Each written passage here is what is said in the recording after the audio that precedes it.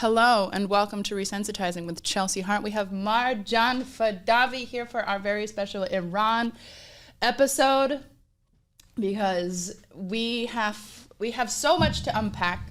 We have so many questions and so many answers to receive. So first of all, tell us how you came to the United States. I came here almost 8 years ago on a student visa for doing my PhD. Okay. So I lived in Iran for 28 years, and then I came here to do my PhD. I came directly from Tehran to New York, and I've been here since then. Yeah. I mean, I've been going back and forth just to visit. I had a longer visit as well, like for more than a year. So I'm still pretty much involved in what's happening in Iran. Of course, yeah. Yeah, but it's been almost 8 years. Okay. And like where do we start? Because this episode is intended for non-Iranians to get some kind of crash course. If we can do a 40-year crash course in an hour and a half. I mean, we're talking about Persia, so do we have 3,000 years over here? I mean, there's a lot of ground. So like, gosh, what... Let me ask the question. This has been such a crazy couple of weeks. I'm sitting here and I'm wondering, because I've been covering it on my profile, like, what do I even ask? Because it's like, okay, I guess talk about what is most Iranians, like within Iran and in the diaspora, different experience, what is their relationship to regime Iran? Like are people nostalgic for the Shah or nostalgic for the environment that surrounded the Shah, like the freedom? Because I feel like in places that are torn apart by corruption, people are nostalgic for things, not you know what I mean? So are people nostalgic for it, or? Yes, in a way, yes. And like that has been going on for pretty much like a while.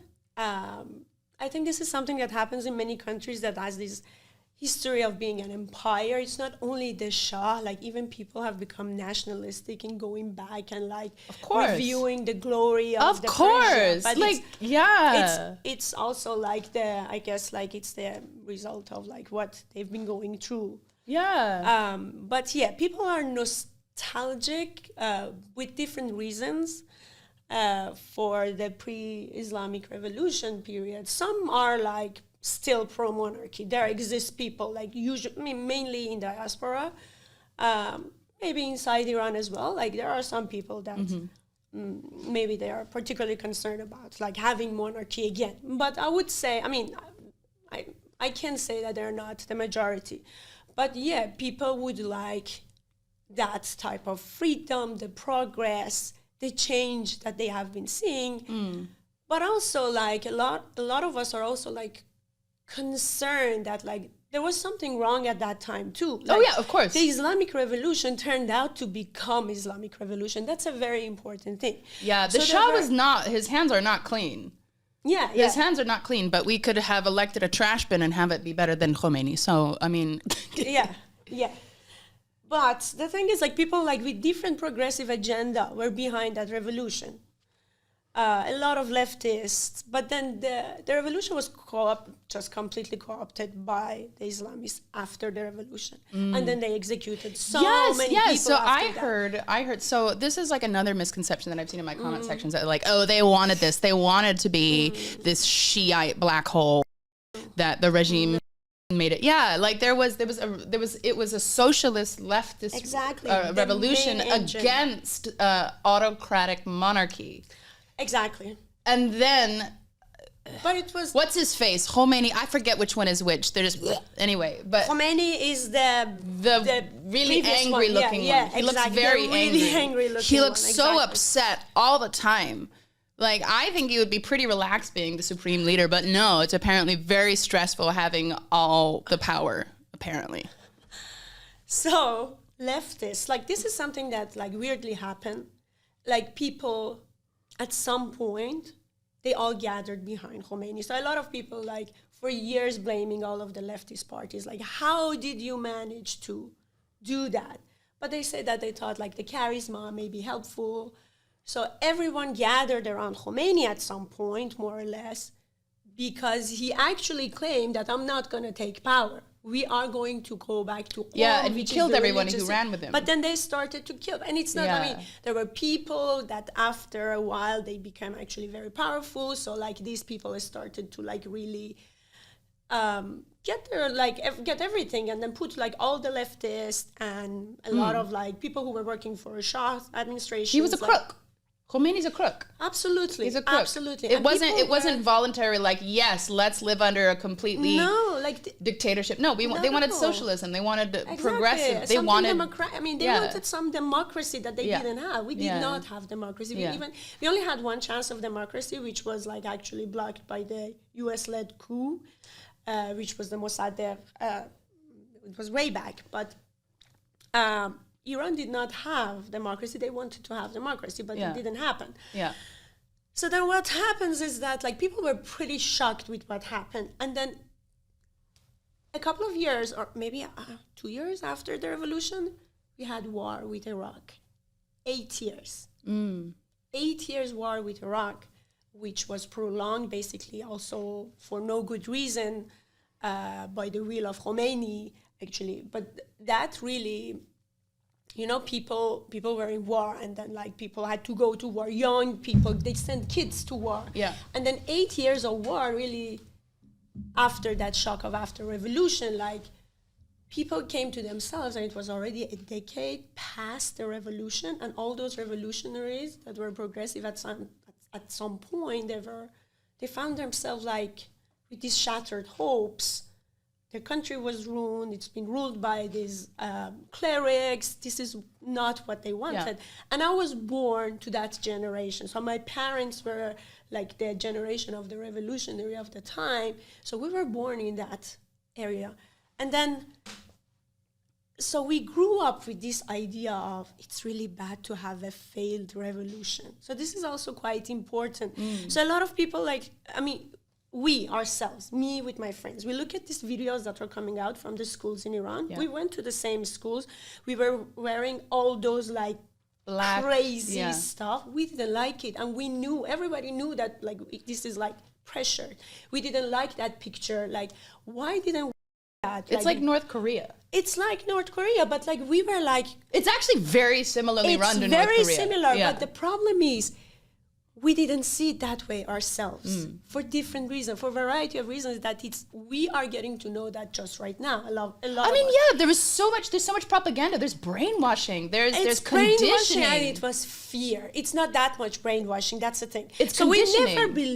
We never believed what the state TV was telling us. We never believed what is in our textbook about. Never. But we were like so fearful of death. Of course. The parents were the parents who's like, our parents didn't want this regime, most of us for different reasons, but then they were so shocked by like being powerless. They even did a revolution, but it didn't work, that they really didn't want their kids to do something like that again. So we became reformist. So we wasted a lot of time trying to reform, which... You can't reform that. No. Yeah. No. They just wasted so many years trying to do that. You can't reform that. You can't reform it. No, there's no way. It's almost for me too, like, just from the outside coming in, like, there's a lot of, I think, English speakers who probably can't understand how many languages have Persian loanwords. And for me, as like the language nerd that I am, loanwords come to pass in languages because a culture A interacts with culture B and has this brand new concept that the second culture has never heard of. So for instance, Swahili, the word for book, a bound book, which is a very new concept for much of the world because much of the world didn't have written language as, Sumerian. But the word for book is kitab, which came from Arabia. Uh-huh. And I think because this is a brand new thing that had come to this part of the world, and I think of how many languages have Persian loanwords, Turkish, Hindi because of the colonialism of the Mughals. But words like ishq and divani, they're used in Bollywood song lyrics all the time because they sound beautiful. People like them. Mm-hmm. And I think of just my very passive knowledge of broader historic Persia and how much of that has been completely suppressed by this fucking regime for the last 40 years. It's like there's an arm that's trying to pump blood, and they have this, you know, those blood pressure things where they squeeze the blood. It feels like this artery, like people should be way more angry for Iran because that's the history of the world. Exactly, I agree. Persia is the history of the world, and the fact that the world is not out, this regime would keep it from them. This regime did not just steal from Iran. This regime stole from us all. Totally. And we should all mourn the suffering that Iranians are going through, because they're suffering for our future too. Exactly. They're suffering for our future too. They're not just suffering for their kids, but they're suffering so our kids can go and learn firsthand about the greatest empires that this world has ever seen. Because right now they can't. Yeah. What they have been trying to do is to change the idea of a nation to the Shia nation. So like there is a nationalistic narrative that Islamic regime is trying to produce, but it's the Shia nation. Yeah. So it's like they generated a different thing. And they really try to give this identity to people, but they really fail. This is something very interesting about Iran. Their propaganda really fails inside. The way that they manage to work, like keep going for 43 years, is their cruelty and being brutal, killing, torture. Of course. The public crane. And money. Yeah. And the oil. And all the other terrorism. countries, the way that they love this oil. Yeah. So it's really not that like people in Iran like really like, I don't know the numbers, but it's going to be a very, very small minority that ever believed any of those propaganda. I would say even those who are working for the regime, they know that this propaganda is like nothing. They just they just might like have power. some benefit, and they like the power and whatever. So yeah, they're so bad in their propaganda. You know, it would be what's interesting too is like there are so many Muslims in Iran that like they didn't need to impose this artificial Islamic structure on a place that it had such a high. It's just they want to quash diversity, which they can't in Iran. Like they can't suppress like indigenous ideas like from Zoroastrianism, like good thoughts, good deeds, good words. Like you can't squash the indigenous ways of a place. You can't. Like that's I think where they failed is they really just tried to suppress the actual Iranian identity for their idea of what this land should be. Yeah, absolutely. They failed badly, but also they were trying to like squash like other identities like Kurds, Baluch, Azeris, Jews, Baha'is, like another religion that is like people are absolutely oppressed, being imprisoned. So like Kurds and Turks in Iran, when they go to school, they cannot speak their mother tongue. Okay, the Azeris. Yes. Yeah. So it's like a lot of these kids just grow up in a household just speaking one language. By the way, for the non-Iranians, so Iran, actually almost half of Iran is not Persian. Yeah. Half of Iran is like Azeri, which is actually Azerbaijan, is borders Iran to the north, and there's actually a lot of ethnic Azeris in the directly neighboring area of Iran. There's also Kurdish, which is where Mahsa Amini was from. She was Kurdish. Sanandaj has been under military fire for the last 3 days. Ruthlessly, it's going on a genocide. But anyway, so just for the non-Iranians in the room, there are a number of non-Persian communities in the country who are incredibly oppressed linguistically. Like they're not even allowed to, different angles. So like, I might be wrong, but like not very wrong here. I guess 50% of political prisoners in Iran are Kurdish. So like this is the level of oppression that they have to go through, and they are being executed on like. There are teachers that only because they have been teaching kids Kurdish to write their own language and read in their own language, they are in prison. And these areas have been impoverished, like Baluchistan and Kurdish areas in particular. Like the government is not expanding the development programs that they have to these areas. So, like these identities, like absolutely, they really wanted to like squash these It's half the country though. It's like, of course. I think like course. I read somewhere it's like somewhere like 50 to 60% is Farsi speaking, and then the rest of the country is literally all smaller Iranic languages, Turkic languages. Like that's a fact that I think the regime has very successfully tried to manipulate the world into thinking like, oh, it's just one thing. It's just so diverse. And it really reflects the history of the place. Like this is the crossroads of the greatest, like the Delhi Sultanate all the way over to Anatolia. Like this is the path between these great peoples. So of course there's going to be so many diverse remnants of all these different empires, and that's the tragedy of this fucking regime. Is they want to pretend like none of that happened, and almost pretend like that's worthless. And it's not. It's everyone's history, and everyone should be pissed off that they've kept it from you. You know. Yeah. But like what would you say is some of the biggest misconceptions that you found coming over here about Iranian people that you just wish the world would? Okay. Wow. So a lot of people think that, let's just start with the hijab thing, right? So this is Iranian culture. Like there are a lot of like Muslims there, so they want to wear hijab, and like they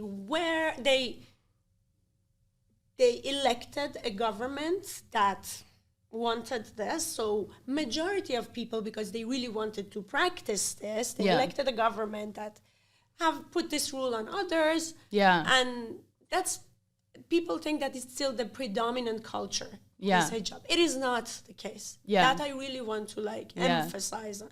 Like this is propaganda from the regime. This is propaganda from the regime, and like for some reason it has like the Orientalism, the unwillingness to hold two thoughts in your head about Islam is so dehumanizing. And the veil, they want so dehumanizing. Still want us to be. There's no nuance when you talk about non-Eurocentric peoples. Nuance goes out the window, and it's completely based in this fetishization of Muslims. So like we are these mysterious veiled people that secretly dance. That's not the case. Like.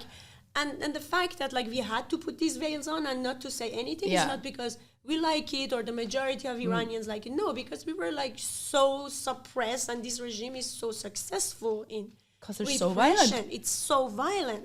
We couldn't even conceive of like the way of saying no to this. It's just impossible. So like you see the morality police, like you have to walk past morality police every single day in your life. So when you have to go, when I go to university every morning, I have to like, there's this entrance that men go to. Next to the entrance, there is a small room that women have to go through that. What is happening in that entrance? So there are these like morality police female officer in those rooms, and they check. They look at you. Sometimes they say, like, turn around. I want to make sure that you look okay. Wow. And it's just, sometimes it's pretty arbitrary. So sometimes they let you go with some level of whatever covering. Sometimes they really like, no. So I myself had to like, they confiscated my university ID once. I had to go to the security office and talk because I had my nails polished once. Like so random. It's really like North Korea. It is. Wow. It is. Fuck. And it's so much, and it's like it's everywhere in our life, and we are resisting. We are resisting with putting our headscarf a little bit like back, and then like, but we also maybe we didn't know. Like I think as a coping mechanism, a lot of us, especially my generation, we try to think that maybe it's not that bad. Maybe we have to like the dictatorship itself is the main problem. Maybe like, but we all of us got to realize that no, like this repression on our bodies that we are carrying every day, that is the main problem. Like even if we want to like, actually the way to face the dictatorship is through this, because it's like the channel through which the dictatorship is applied on my body every single day. They want to break female joy. Oh, yes. So dancing is prohibited. Dancing is prohibited. Dancing is prohibited, which sucks because Persian music. So I started listening to a lot of Persian music like a while ago. I started listening to Gugush years ago, but like over these weeks, like I've been trying to like post Persian music for like non-Iranians. Like, hey, it's not doom and gloom. People are happy in Iran, you know? And I have to say, like the beat flirts with you. The beat in Persian music, like it comes yes. up and then it goes away. And then it comes away, and then there's the melody. Like it just like, oh, oh, hey.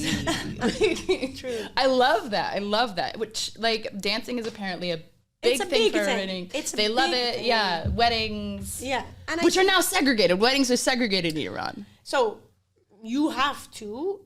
If you don't want to, then you have to do all sorts of like secret things, and you are always at the risk of police coming. Wow. Sometimes people being imprisoned, like all of your guests might be imprisoned for a night because they attended this party. Wow, okay.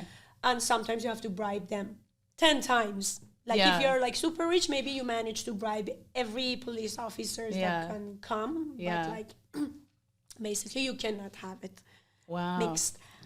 And dance, I mean, I think Iranians have always loved dance, but has also become an act of rebellion now. Of course, so now which is beautiful. Like, people, like, you see people dancing in their cars in Iran a lot. Like women, like, with loose hijab and dancing. It's something that we do just to say that, like, we really don't want this. It's just outlawing dancing. And female singers are still outlawed?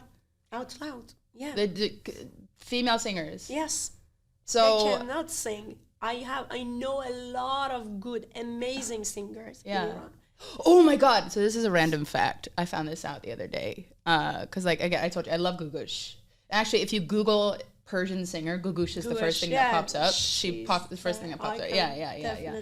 Well, also it's almost like her time and place in history was like it was like a time capsule of Iran, and I feel like the country's development and the artistry of women just stopped in its tracks, and she was the last superstar of that time, and so she's idolized. And of course, she's exorbitantly talented. Yeah, she's collaborated with lots of Western artists too. But was it? Oh, Gugush, when she came back. So she was abroad when the revolution happened, and she came back. And this woman, because she was so famous, so revered and loved, she was put in jail. And then house arrest. And get this, non-Iranians, there is a police detail assigned to follow her every time she left her house, lest she burst into song while buying milk. Like she was under house arrest, and every time she left to go to the store, police would watch her, because in case she sang, she can't. In case she ridiculous. Ridiculous. Imagine. Imagine. Yeah. And then, like, even, like, this is how you know it's not like, oh, we're just extra religious. So when other women were allowed to sing for women-only crowds, Gugush was forbidden from singing because she was so famous, and she was too much of a symbol of a free Iran. She was too revered. Yeah. So it's just, they do suppress, like, actively Iranian culture and identity. Absolutely. And right now, like, so many super talented Iranian women in Iran. They are singing underground. They are facing a lot of problems. Some of them are imprisoned. A lot of them had to like leave the country. No, women cannot sing. Women cannot be shown. Oh, well, generally for a long while, no musical instrument could have been shown on state TV, generally. Okay. Nobody should have seen, like the sound of it was okay. But nobody could have seen. I think like they loosened that a little bit, so some men with some instruments started to be shown on state TV, but still no. Even traditional instruments. That's a pretty new thing that now they are showing. So they didn't allow traditional stringed instruments on television. Yeah, for a while. Like I didn't know that. Do you realize, world, there are entire stringed instruments that are only indigenous to Persia and exist in the world because of the history of Persia? What in Jesus fuck? What? Wow, I didn't even know that. Fuck. Like basically music was prohibited for what the years. Fuck? Like under Khomeini. Khomeini was completely against This is how music. preposterous this fucking regime is. Like they're like literally, Literally, I there's an episode on this podcast with a sitar player, and we talked about the relationship of Persian stringed instruments to the Indian subcontinent as well. There's a whole history of just musical instruments in Persia. I'm so livid. Are you livid? Be livid. Sorry. Then the thing that they did is that they started to like loosen things up a little bit. They said, okay, we allow a little bit of music, but you need to come to us. Oh, wow. So there is this, the Ministry of Guidance. We have something which is called Ministry of Guidance. God, this sounds like the end of a Harry Potter movie. Like, I'm sorry, this sounds like the pure bloods coming for the Muggles. Like, what does Ministry of Guidance do? If you want to publish anything, any artwork, you have to go and get permission from them. Yeah. So you give them your book. They either say no, or they say you need to change this stuff, or you need to take stuff out. So a lot of people cannot publish, of course, or if they can publish, they have to like really, really work with the Ministry of Guidance. Music as well. So they even like check the lyrics, make sure that you don't say anything that is problematic in the lyrics. They have changed their policy about that. So after a while, they first allow a little bit of love, which is not clear to whom it is directed, without that much of like, of course, no erotic concept or whatever, but like the love should be also vague. Yeah. But then they allow that to like change a little bit, but then also they control like this regime is corrupt as well. So the Ministry of Guidance is not that they really only care about like the actual guidance, they care about money as well. So they start to work with some people, so like they get money, now they are super corrupt. So like the type of music that is getting like not everyone, like some people have done good work, they manage under this regime as well. But like a lot of really like not like very low quality stuff started to get published or get the permission because they are corrupt, but they are like, of course, only men, some men that they... And women can't obviously publish books in Iran. But books they can. Oh, okay. But there's like, of course, the Ministry of Guidance is much more strict with women about the text that is coming from a woman writer, female writer. But like there are, like they have been trying, but they're really, really sensitive about the narrative that is coming from a woman. So obviously now we should probably talk about Nayak, because a lot of Americans probably don't understand how powerful the propaganda machine out of the regime is. I think because a lot of people, myself included, can be guilty of underestimating the power of their propaganda program. So could you talk a bit about Nayak, their history, the way that they're perceived, but also the actual things that they do?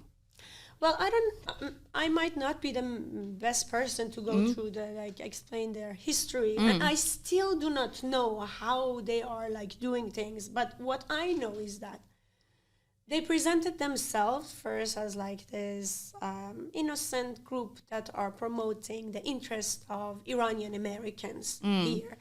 But there were a bunch of professionals that they managed to have some lobbying power.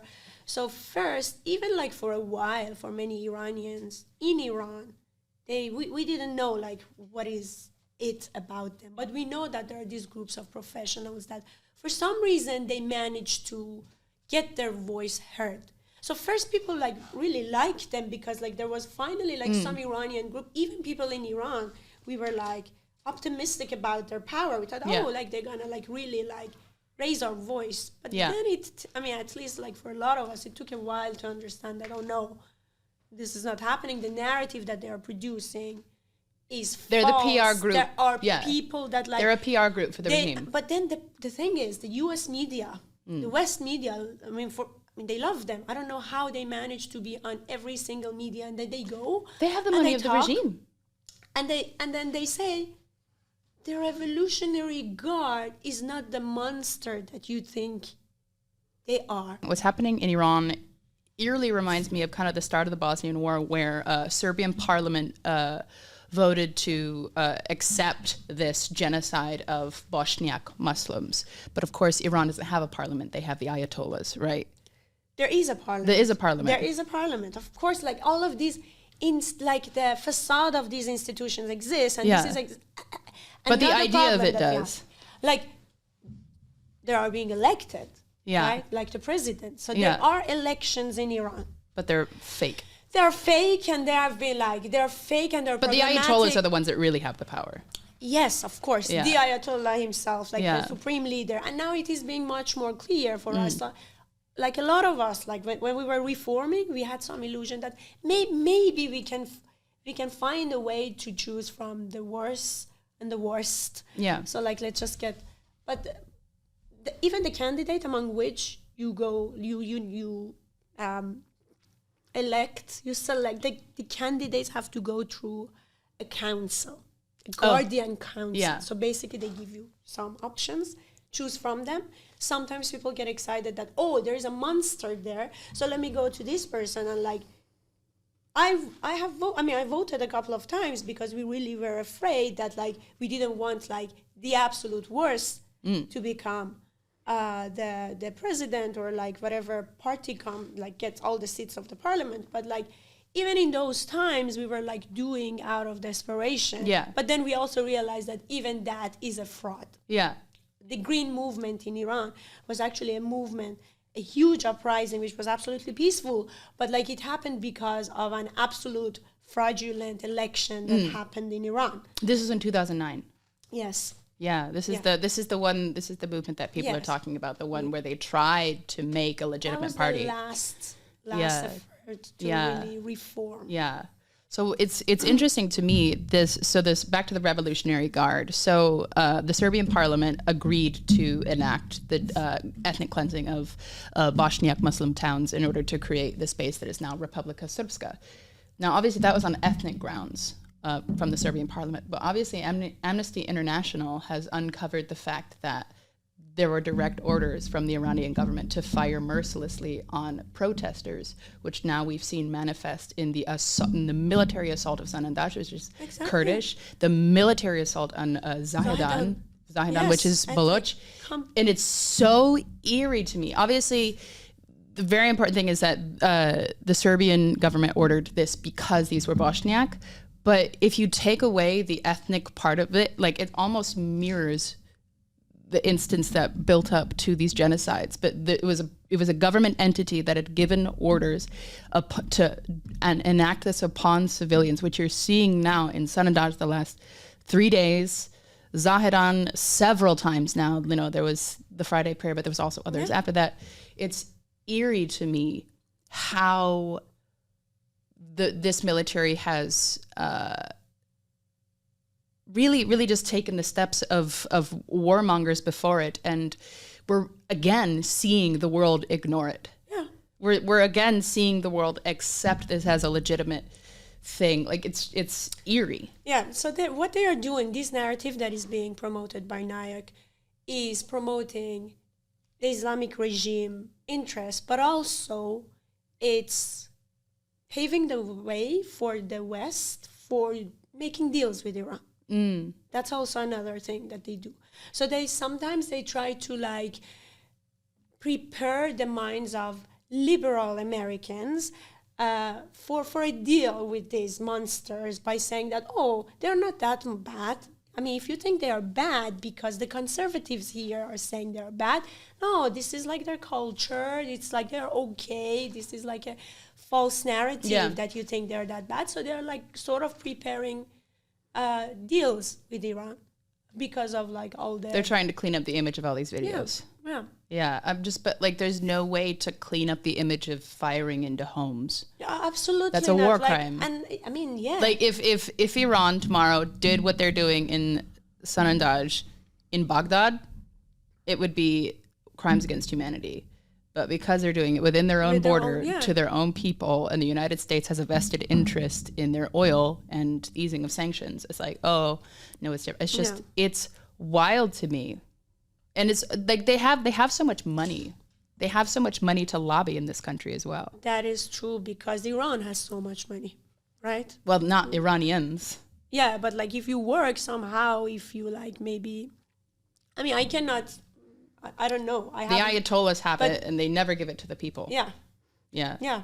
They very corrupt. It's a very resourceful country. Yeah. So like a lot of people like argue that like this is the resource curse that like we've been dealing with. So it's like the whole like motive of this much power is because all of the power that you get without needing to be legitimate. Because if you become the ruler of such a resourceful country, then maybe you don't even need legitimacy. Basically, you don't need taxes that much. You have the oil money. So tell people why are Iranians asking for people to post? Because like a lot of Americans I've seen are like, oh, just post? Really? Just post? Like, really? Is that all? Why is that so important? And what has public outcry done in the past to the regime? Okay. So first of all, Iranians want everyone to know that this is a nation, like look at them like a hostage-taking situation. Yeah. This is what they really want. And now they're risking their lives. At least they want the story to be true out there, right? Yeah. So it's not that like bunch of people in Iran have ideological clashes with each other.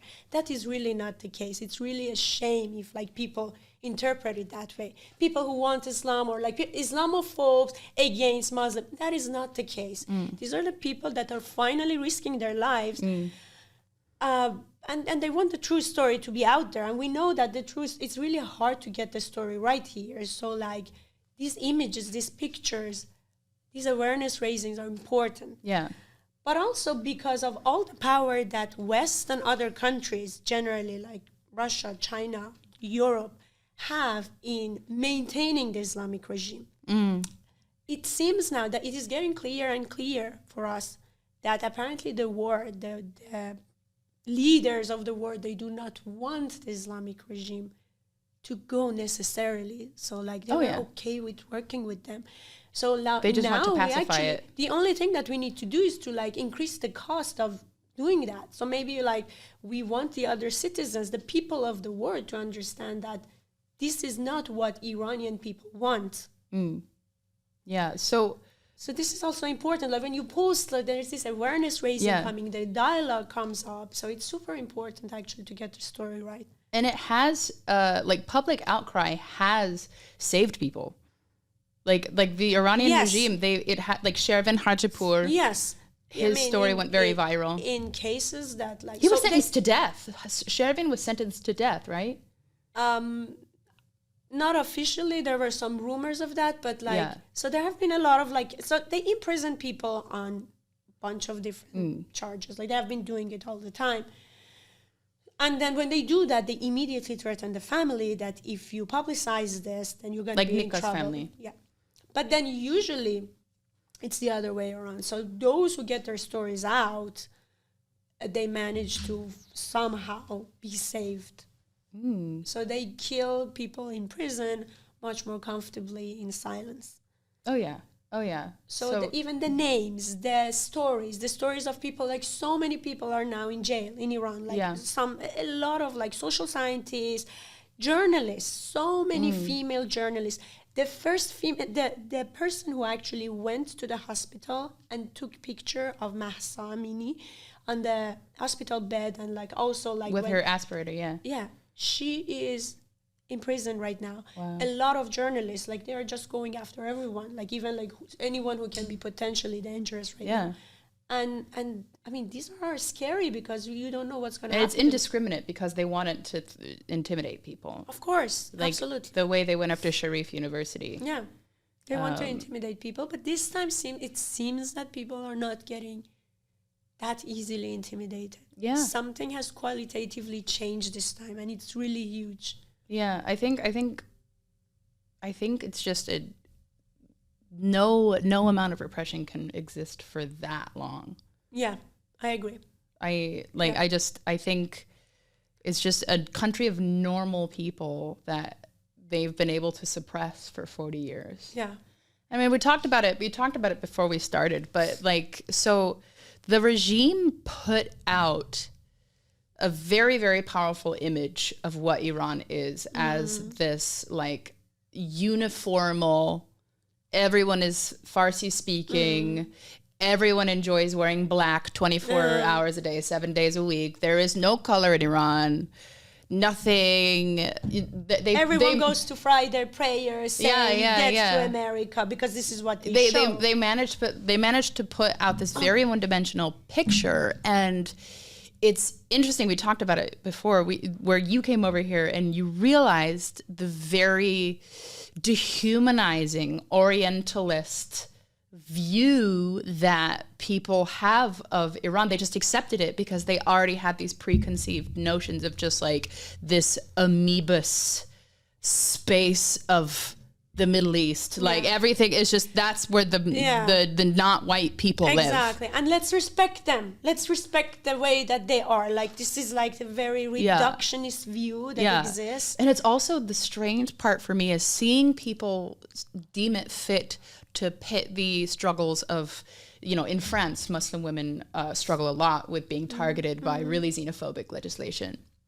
The really hilariously one-dimensional take I keep seeing is like, well, you didn't have this energy for French women. It's like, well, people did have it, but you don't need to pit the two against each other. Exactly. This is just as true in France as this is just as true in Iran. Absolutely. Like there can be two things that's true at the same time. There are women who enjoy this part of their religion. There's women who enjoy this relationship to their culture.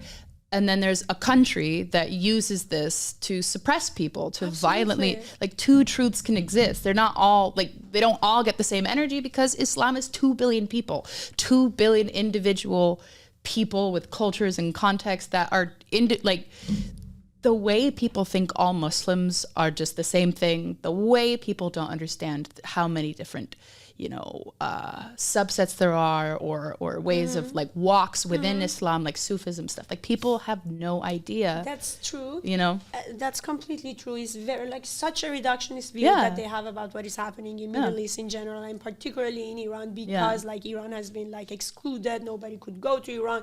Iranians cannot go outside because nobody gives visa to Iranian anymore because of the way that Islamic Republic wanted it to be. So all of this has created this situation, but I want to make this clear. Like, first of all, this is not about Islam right now. It's really not. This is about men who bastardize it. Of course, it's about dictatorship. It's about fascism. I want to use the word fascism. I think we really need to start using that fascism because it seems that like for years I've been like using the word authoritarianism. Yeah, this is a theocracy. It's not working. Maybe like, but like this is proper fascism. It's proper fascism. It's proper fascism. The way they suppress non-Farsi speakers, the way that the Shia nation narrative is also this ultra-nationalistic view.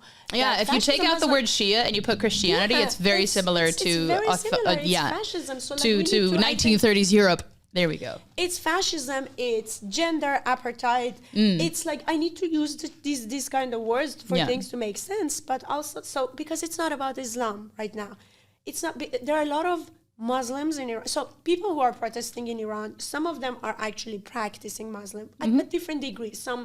Some say their prayers. They don't want to put a hijab on. Some want to put a hijab on as well. Like different degrees of. There are a lot of people who are also atheists. Like, it's not that every single person in Iran is actually deep down in their heart, they are like Muslim. They're not. Some of them are not. So, but most of them, even a lot of these practicing Muslims that they want to practice Islam to varying degree, they do not want to be ruled by this Islamic regime. They don't want that.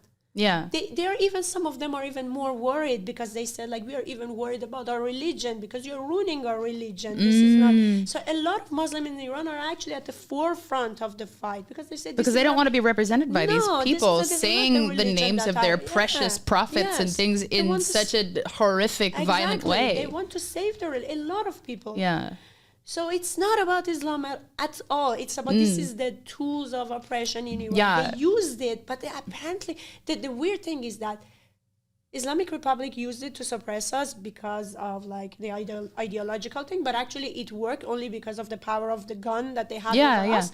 But here it worked because of this reductionist view that whoever says anything against like any symbol of Islam is Islamophobe. That's not the case, but it is working for the Islamic regime. This There's narrative, there's they too really many love people. it. People can't hold two thoughts in their head at the same time. Like but also on the opposite end too, people do then tokenize Iran. So I've seen a lot of like non-Iranians who are just like, well, in Iran they do this. Is like, yes, that's Iran. That's Iran. Iran is fascistic in their implementation of laws. That's not necessarily like exactly, like this family. Exactly. This I know family. in India they're doing it, for example, right now because like they want to they have like another fight in India, like women who want to put their hijab on. Like now or in France. Or in France. Yeah. But I know particularly in India, the journals, the right-wing journals, start to use this like argument, the thing that is happening in Iran. So this is one thing that I want to tell to progressive people. If you don't really take position here, I know there are a lot of them are still hesitant. They need to know that the conservatives are actually using this narrative. Yeah. We don't want this. Yeah. We don't want the conservative They don't want we conservatives don't want using this, which is we don't want, but they're doing it for their own interest. Yeah. And then the more silent the progressives are, that actually our values are much more aligned with them, but they are not supporting us enough. The less they do that, actually, like the conservatives of different they're showing their whole ass using on this. Oh yeah, Trump is using this. Yeah, of course, Trump is using it to his advantage. I mean, all around the world, actually, the most vocal government people, because they're tokenizing it. In Canada, conservatives were like speaking up.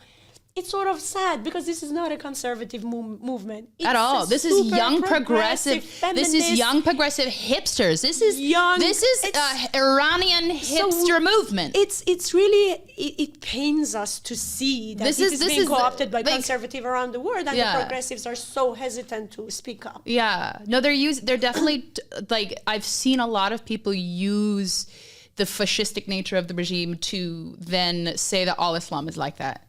Which is so terrible, and this is kind of the narrative that the right wing is trying to paint with Islam. Absolutely. They are absolutely running away with this to then again turn around and target Muslim women in the West like they always fucking do. They're always using it as a very important point. Yeah. This is also another point that it's important that everyone really understand what's happening, because the consequence can be all of the conservative taking advantage of the narrative in their own countries. To be super Islamophobic already, more than they already are. And then they also, the saddest part about watching leftists really show their fucking ass on this, and their lack of understanding of the Muslim world and their lack of understanding on Persia and the Middle East. They don't realize, like, how do I say this? Like, I don't know how to. They're leaving room for this to become a means by which to dehumanize refugees, a means by which to then. So you have the Katie Hopkins of the world who used Third Reich rhetoric. Do you know who Katie Hopkins is? She is a troll, and not just like the internet troll. I mean like warts and a little bridge. Granting 3 wishes troll. She's British. She looks like a baby bird stretched over a large bird's skull. Like she's got like this. She's evil. Anyway, she used Third Reich rhetoric to refer to refugees who were drowning in the Mediterranean. It's like a lot of American Christians have this very like one-dimensional view of Syria, which a lot of Christian Americans are like very pro-war in Syria, not realizing that Paul, the apostle, his early churches were on the coast of Syria. They are firing upon their own history, right? And these innocent people are coming through the Mediterranean, drowning, running away from this war that America's made. And she's like, you know how in the Holocaust they drew Jews as rats? Mm-hmm. She referred to Muslim refugees as rats in the exact same way, talking about needing a final solution to this. Oh yeah. So this is the other. This is right now. They are using the trauma of Iranians and tokenizing the Iranian story to then turn around and dehumanize Muslim refugees and say, just like, see what they do in Iran? You want those people here? This is why the left has to speak up. This is why, because absolutely. They are going to use this story to murder and starve and like Denmark. Denmark right now has sent back like a shit ton of refugees back to like to where they came from, and now they're legislating against hijab and niqab and all these things. Like, people don't realize, like, Switzerland legislated against Muslim women the other like last year. There are like 20 niqabi women in 20, and they were like, this is a problem. That's how xenophobic these right wingers are. Far right, the conservative, they're always quick to use this.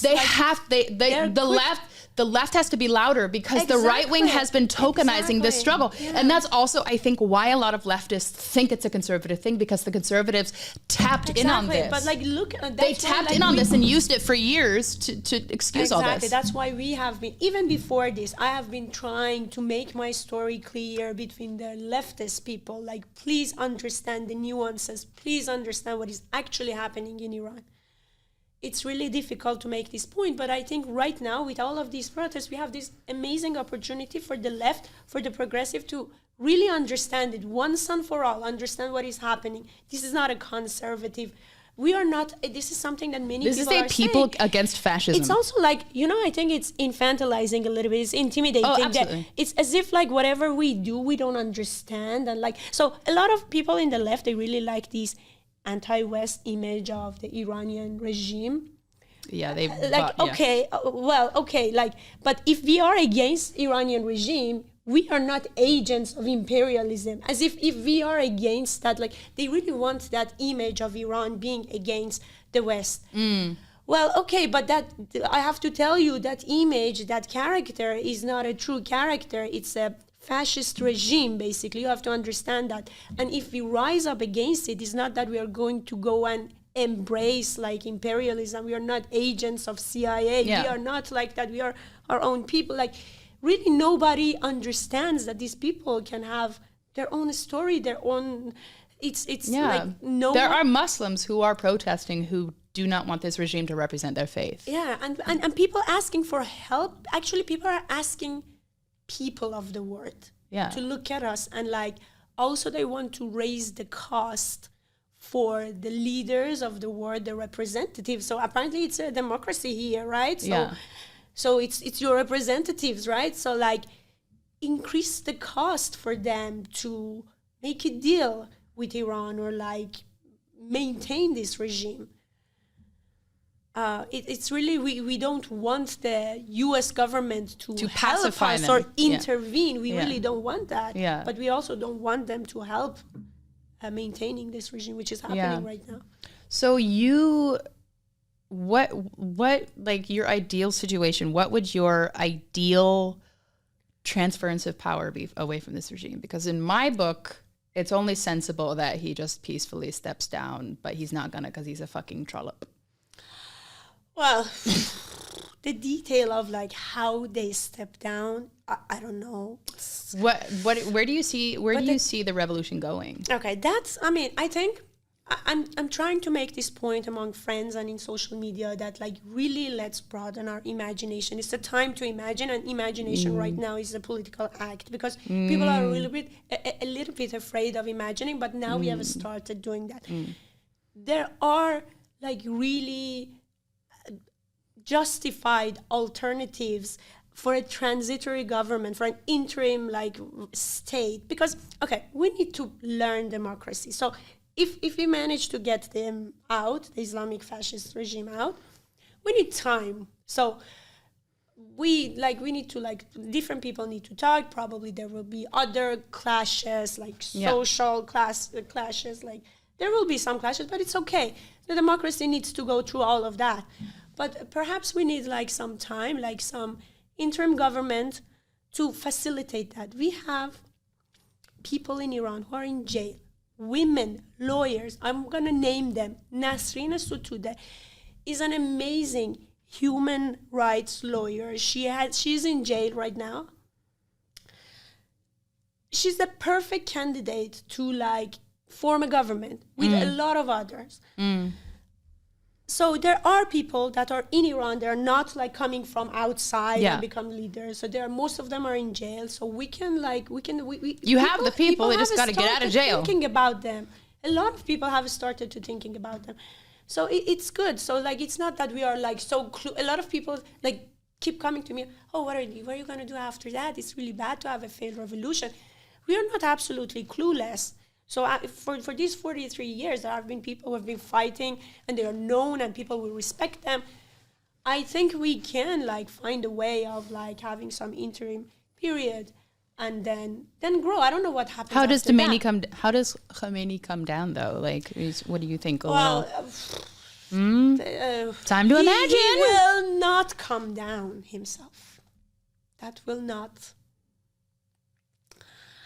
We're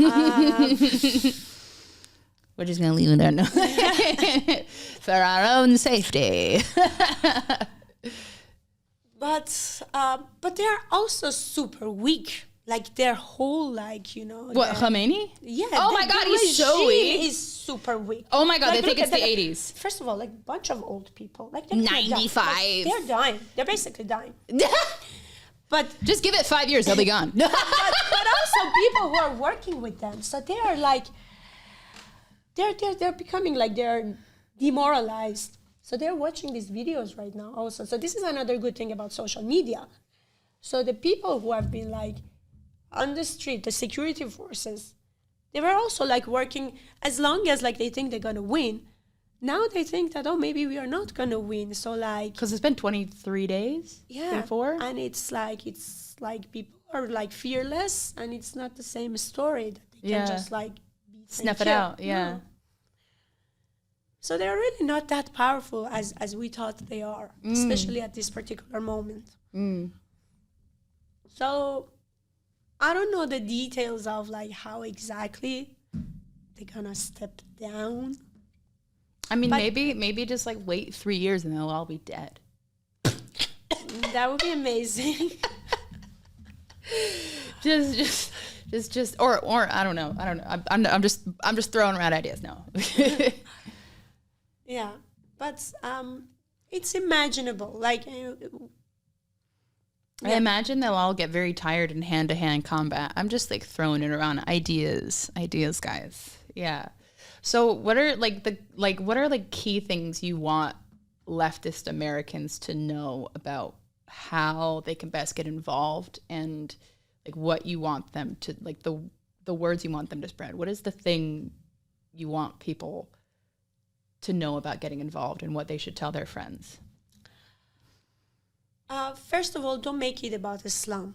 Do not make it about Islam. This is very important. Don't go to Islam as the first thing. This is what Islamic regime wanted always. They want you to think that it's secularism versus as Islam. A fascist regime, people rising up against fascist regime. It's Muslims rising up against fascism yes. too. Yeah.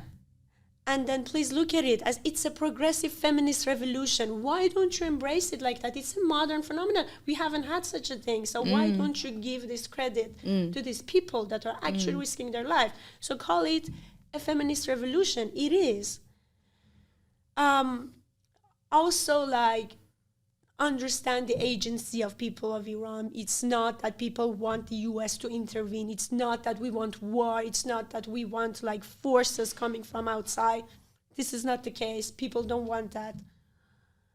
Yeah, and then like understand all the details, the nuances, what is actually happening. Like, let go of this reductionist view, because this reductionist view has been harming us, but it's maintained the regime. Exactly, but it's going to harm you yourself, as you said. Like, it's going to harm like people. And it's so, again, like this reductionist view, this like monochromatic sort of notion that Americans have of Iranian culture. Again, like, I think people should also be angry not only for Iranians, but also for themselves, that this regime kept the world from their own history. That's what I also want people to understand, is like, again, Iranians aren't just fighting for their future, they're fighting for the world's future. The world has a right to the historic sites. Exactly. The world. It's a beautiful country. You should and go it's the center of, like, this is the thing that, like, again, Americans are so woefully misinformed on. It's just like, this is the road between Roman Greece and ancient India. Yeah. You know, this is Alexander the Great's stomping grounds. These are some of the most impressive advancements of their time were done in this land. And people have been kept from their own history, Exactly. And I mean, their this country, own world. location has been always throughout history, like very geopolitically interesting. So Yeah. People like they've almost again they've like Gugush right before the revolution. It was like a time capsule of this vibrant highway. I mean, you look at Iran, you know, you look at the fashions, you look at the colors of Iran, you know, pre-revolution, you know, it's such a colorful place.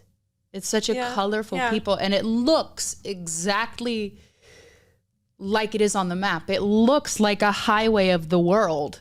Yeah. The colors and you know, Nasir al-Mulk Mosque, these colors, this is the highway of so much human history that has been kept from us and by psychopaths. It's been ruined even. They're not maintaining them like properly. They're not maintaining non-Muslim things. Yeah, a lot of like historical sites have been practically destroyed.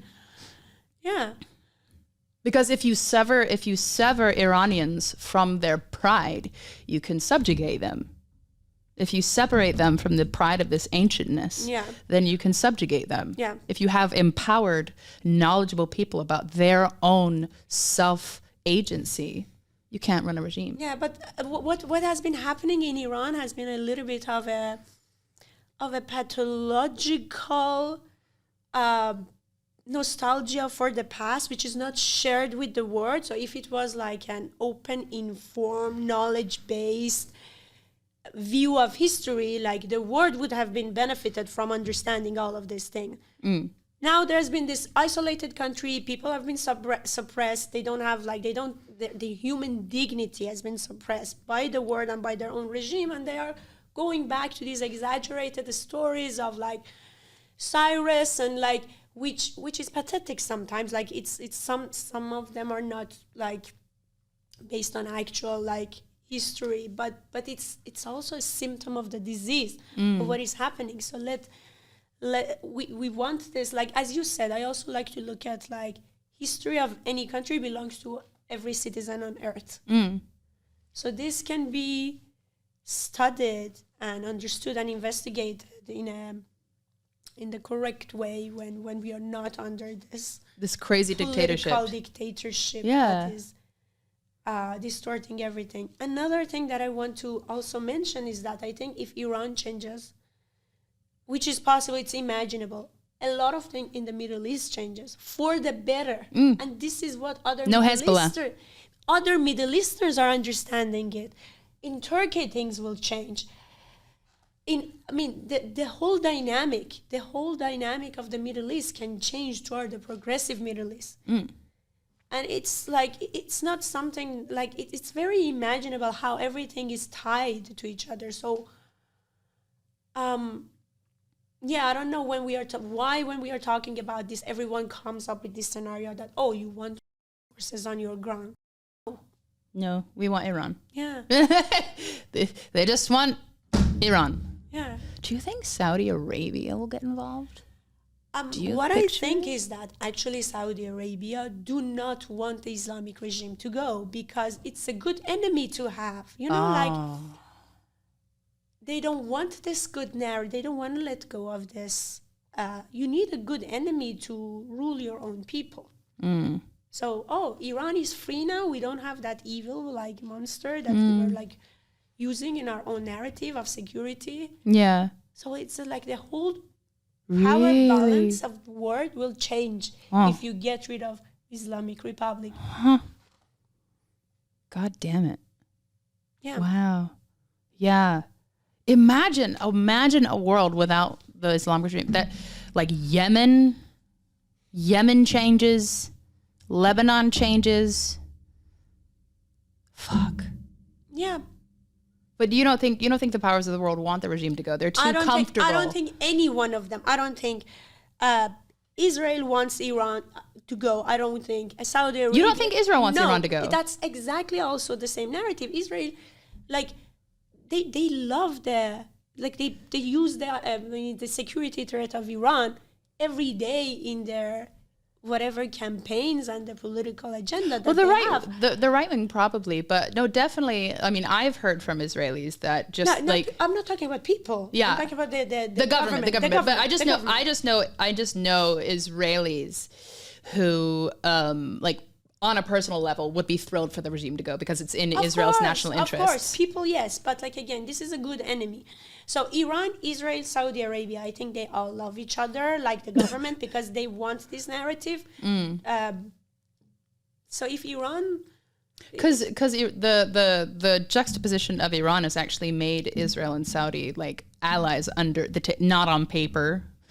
Because I think Saudi doesn't officially still recognize Israel, but Israel and Saudi, the enemy of my enemy is my friend. So, but also to suppress their own progressive forces inside their own country, with the security threat of Iran. Because Iran is like this, like always said that like we have this security, like this military bases that we can target Saudi Arabia, we can target Israel.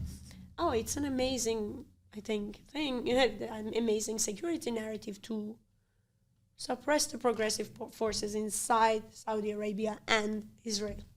Interesting. So you get rid of that monster, and then I think they're gonna have like a vacuum of fear in their own narrative. Things will change everywhere. Yeah, I mean, it's also interesting too. I was talking about this the other day on my live stream. So the UN often investigates Israel's actions in the occupied West Bank. Never so much the same with Iran. And it's been very interesting to watch. So a lot of people don't realize the entire time that the regime has been sending the military out to rape, burn, murder, torture, and flog 15-year-old girls for hijab, they've also had an esteemed seat on the UN Women's Rights Council. That's a joke. It's crazy. It's a joke that is going on for 2-3 years, and I don't know how it is happening in this world. Yeah. But the UN will fucking say this, that, and the other over... Okay, Israel is the size of New Jersey. Okay, like I'm not a supporter of Netanyahu and all that business. Like, but Israel is the size of New Jersey. China is a quarter of mankind, and they have bought up huge parts of Africa. They have financial interests in the Balkans. They have financial interests in Pakistan. Pakistan has sold out part of their territory to Chinese control. Magically, the country the size of New Jersey gets all the attention while this big fella, like, let's just like operate. All these things are true, because like a lot of them probably are. But like all these things are true. How much more should we know about Iran and China that we don't? Like that's the, like, why is there just quietness on this side of the aisle and all of it's being lobbed that way? The Iranian regime is a bit kind of like buddy-buddy with the UN. They're like, hey, cutie. But I think everyone knows if Iran goes away, like there's an absolute change in dynamic of power in the world. Oh yeah. Maybe they are all afraid. Russia, China. They're afraid of an empowered Iran. Just imagine, like, because that you think about just the space they take up, the regime, just the space, Hezbollah, all these things. As soon as they go, there's like a chasm. Like, what do they do now? That's crazy. It's so true. It's so true to think about what everyone start imagining, though. Imagining is rebellion, you know? Exactly. Everyone start imagining a world. In this moment of possibility. Like, anything can happen right now. And it's really important to really imagine the world without this Islamic Republic and without having U.S. forces on the ground of that country. Like a free Iran is imaginable. Just think about how it affects your life. Yeah. That's crazy to think. Like what happens when it really, really happens is a new planet. Wow. It's an important link in all of this. So there's another important thing I wanted to touch on as well, because a lot of people, again, don't realize how much history sits in Iran. There's so many minority groups in Iran. Do you want to talk a little bit about like some of the groups that have had to be subjugated by the regime, like Azeris, Kurdish, Baloch? Tell us a bit. Maybe we should also talk about LGBTQ community. Of course. Of course. That's also like the darkest story. Like one of, I don't know, like if anywhere like you have darkest story than that. Like yeah, please. The level of suppression on LGBT And violence. Yeah. and violence. Yeah. And like the law is protecting such violence. So basically it is prohibited to like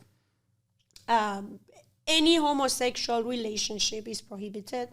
Having any gender identity other than your birth sign is prohibited unless you, I mean, there's a lot of like, what's the word for trans people, they immediately prescribe surgery. The rate is super high because it's like, Iran is really like this, it's the state even like, supports that, but like no gender identity that you can choose, of course not. But also like I have to say the society itself, like we still have a lot of honor killing. So last year there was this horrible story, like super heartbreaking, of young gay man get killed by his cousins a few days before he was going to leave the country and go to Turkey and seek asylum. A lot of Iranians flee to go to Turkey to seek asylum.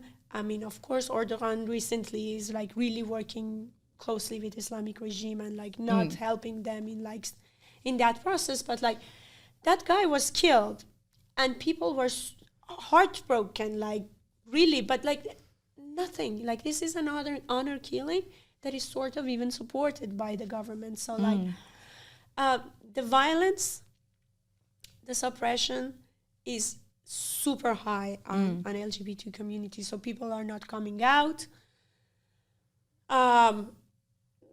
So yeah, this is like, if you do not hear enough of those stories, because it is still super scary for people to talk about that even right now in Iran. This is how acute the situation is. Wow. It's really scary. Wow. There's a couple people on death row now. A couple. Yes, there are activists. two so traditionally they were more against like gay men, but now for the first time they put two women For being gay. for being gay. They were like activists and they are on death row. So but people are actually And their names? Sare and Elham. I forgot. Chubdar. Elham Chubdar and Sare. Forgot her last name. So it's like the news have been overshadowed by the protests, but we are really afraid that like, I mean, the regime may actually kill them any second. Yeah. So it's really that area, we don't even know how much violence is happening there. And I read somewhere that the reason the regime prescribes transgender surgery is to cure. Yeah, it's gay exactly couples. the curing mentality. It's always like even So you're attracted to men, you must want to be a woman. So yeah. Wow. Exactly. That's the thing. Wow. Oh, that has to be true. Wow. Again, like it's so sad and so dark that like we got to hear all of these stories like in the following years. This is why you have to liberate the country so I can come, because I'll be executed if I show up. Sorry, but gotta free the country, guys, so we can all hang out. We can all have fun in Tehran. So Kurds, Azeris, Baluch, minorities that have been like systematically oppressed as well. Tell me more about Balochistan. Tell me more about Balochistan. It's so heartbreaking. Like that area, it's so impoverished. So I know of like people that have been telling me that they've been working on different development projects. Some of them like with NGOs actually. Iranian government come to them sometime and really make sure that they didn't want this certain level of development happening in Balochistan. So they're really making sure that not enough money goes to Balochistan. They really wanted Balochistan to be poor. And that area is so poor. It's so poor. Like people are really like, they don't have water. And that's crazy for Iran. Iran is a rich country. Iran could have like eliminated poverty everywhere. But that's completely intentional. And there has been other things going on, like there's been a new case of a police rape. Yeah, and that's where they opened fire in Zahedan. Yes. So just for the non-Iranians, there was a very peaceful protest protesting the rape of a 15-year-old girl by a police officer, and they were peacefully demonstrating, and the military opened fire on them. They are Sunni Muslim in Shiite fascist regime controlled majority Iran. Yeah. So they're Sunni, and so they also experience religious-based but also ethnic-based violence. So the disproportionate response, a lot of Baloch firmly believe that it's the continuation of their ongoing cultural genocide. Absolutely. Like the level of oppression in Balochistan is really heartbreaking. Like, I mean, just look at the stories, look at the films. Like, it's as if like you go to another country. Islamic regime has been very concerned about security. So there's been a lot of security forces always in Balochistan. So, and again, the tragedy is they are indigenous to that place. Absolutely. They are indigenous to southern Iran, Absolutely. Afghanistan, and Pakistan. Absolutely. And it's, again, this tragedy, this fake narrative that everyone is spontaneously all the same. You have... The reason they've been able to say this narrative is because they violently suppress indigenous communities in this country. I mean, Balochis are Iranic, so their language also comes from these kings and these emperors, and they are just as Iranic. Super rich history in that region. Yeah, people say Iran, but Iran is not just the birthplace of Farsi; it's the birthplace of the entire Iranic language tree. It's the wellspring of many ancient societies that are suffering from these people forcing upon them fascism that is not native to that land. And you know what is happening to them actually? One of the tools through which they are actually eliminating these people is that many of the people in Balochistan, they don't have national ID. So in Iran, having either a birth certificate, so it used to be a birth certificate before, now we have a national ID number. If you don't have them, basically you can't do anything. So for some reason, they systematically manage to deprive a bunch of these people from even having a birth certificate. Wow. So in a lot of stories that are coming from Zahedan right now, people have heard that security forces have told them that you don't even have a certificate. I can easily, you're nothing. You're nothing even in a statistic right now. So there are stories coming out that like young people saying that I cannot even go to work because no one hires me because I don't have any document. Oh. They're not documented in their own country, basically. Wow. And then they go and they try to do that and say that, oh, your father should have had a document, so you can. So his father never got a document. And then they basically, they don't have anything. They say they have no prospects. Not even a name. Systemically. You're not even a name. Yeah, they have no prospects systemically. That's so systemic. Wow. That like even for me, like I feel ashamed, honestly, that maybe I, as a person who grew up in Tehran, also did not know about the level of oppression. This is the tragedy of this regime. I said that they were not successful in their propaganda, but actually maybe they were successful in some of this, in like really eliminating the Baloch story voices, and the identity of Baloch and Kurds in particular. Yeah. Yeah, again. But we are getting to know that right now. So now Tehran is for the first time. They have this solidarity with Baloch people, with Kurds. This is so beautiful. This is it's a spring. It's a wellspring. I mean, there's all these indigenous people to this place, absolutely, who have been violated in the land of their ancestors. They don't have freedom. In their own homeland. Yeah, they're not allowed to be at home. No, and that. No regime that operates under that can survive. Yes. People can't be deprived of homeland. People can't be deprived of identity. And they don't have even like identity in the sense of a document to to get a job. So they can do whatever they want to Balochistan because there's no paperwork to prove it. You don't they even know how many people are killed. Yeah, exactly. Who was that person? So like the reports of Zahedan, so there was the initial one that killed 66, but of course many people said there was hundreds. And then there was a second one that the official numbers were 90, but again, could be significantly higher. These are like, again, I'm comparing it a lot to Bosnia, but it's so true. Like the way this regime is disproportionately going after non-Farsi speaking people in Iran is so disproportionate. Absolutely. A disproportionate response. Like, not to say that the violence that's happening in Tehran is excusable. Like, it's horrific. But the that's true. It's military response, the military response, the warplanes landing in Sanandaj, the helicopters, the helicopters, they made the helicopters. To a war zone. Like, people don't realize, like, we talk about like Zahedan, Sanandaj, but like there were military helicopters being filmed firing on children. Yeah. And that's what makes this so eerily similar to like the massacres that started happening in Bosnia, because it's just like it was the military carrying out these things. So the Islamic Republic, like, I mean, first of all, they love the word enemy. They use enemy all the time, dushman. Yeah. But like in times like this, they always look at Kurds as enemies. So the way that they go to the Kurdish area for any kind of suppression that they want to do, they really look at them as enemy. But these are like people living in their houses. Yeah.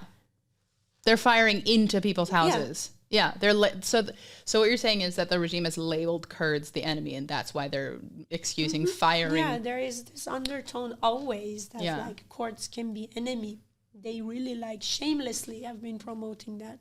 It's and again, the tragedy, they're not an enemy. They are from there. Of course, they're with their language, with their culture, that they cannot even like go to school speaking that language. Yeah, they're not the enemy. You're trespassing. What, your ass from Tehran is coming over to Kurdish land? You're the dushman. You know? Yeah, you're the dushman. They're fucking. This is them. This is their house. Go away. Oh my god. Oh my God, this has been fascinating, and I appreciate you so much for coming on. Is there anything you want to say before we close out, like last words for the non-Iranians who are watching? Thank you so much. Thank you. Like, I want to thank anyone who has been like trying to raise Iranian voice. I know it's like a lot of people say that like, it's just posting. It's really a different story. These are people who really need their voice to be heard. And it makes a difference. And please do not reduce the story of Iran to Islamophobia and to like Western imperialist agenda. Like, these are people who know they want to grow, they want democracy, and they really need people of the world to at least raise the cost of their other like power outside who may want to facilitate maintenance of this regime. This is what they want. This is why the regime turned off the internet. They wanted to manipulate the narrative. Exactly. See why do they turn off the internet? Exactly. And Americans don't realize every time you post about this, you are a thorn in Khamenei's side. That's amazing. That's why he turned off the internet, because he didn't want people posting. Every time you post, you piss him off. Do you know that? Every time you post, you piss him off, because he wanted to turn off the world and he couldn't, so he turned off Iran. Every single time you post, he's like, oh, fuck. Like, seriously, do you not, like, just imagine every time you post, you piss off a dictator. Every single time. So keep doing it. Yes, that's exactly true, because they are not being held accountable by any, like, every time he has to hear. It's just they're afraid of other people knowing what's happening. That's why when, like, people on death row, when they get international attention, they magically are alive. They're magically saved. Oh, they're not on death row. It's like they were. They just wanted to do it in darkness, like a cockroach. Yeah. Well, thank you so much, Marjan. I have been Chelsea Hart. This has been Marjan Fadavi. Thank you so much. And we have all been resensitizing. Thank you very much.